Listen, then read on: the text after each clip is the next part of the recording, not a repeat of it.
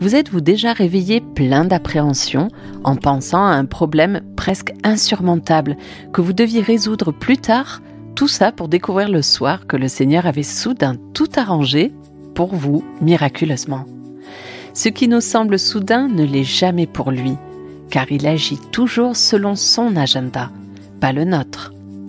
L'évasion d'une prison la plus spectaculaire qui soit se trouve en Actes, chapitre 16, versets 23 à 26.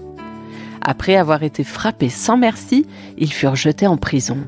Vers minuit, Paul et Silas priaient et chantaient pour louer Dieu, tandis que les autres prisonniers les écoutaient.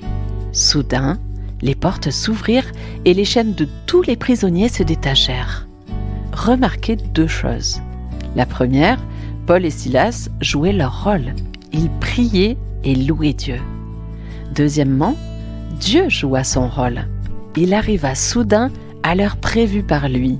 Le résultat, le gardien, abasourdi, s'écria « Que dois-je faire pour être sauvé ?»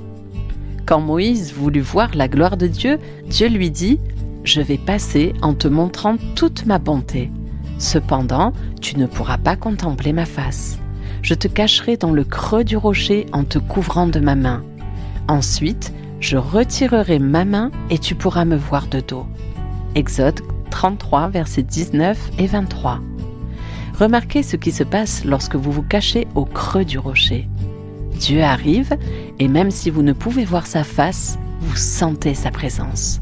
Vous faites l'expérience de sa bonté et soudain, tout se met en place naturellement. Que dois-je faire ? Demandez-vous. Ne cessez jamais de prier et de louer le Seigneur.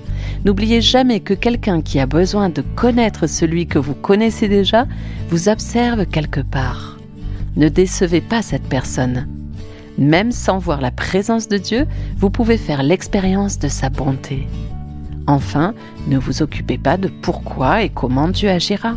Il vous délivrera selon son agenda.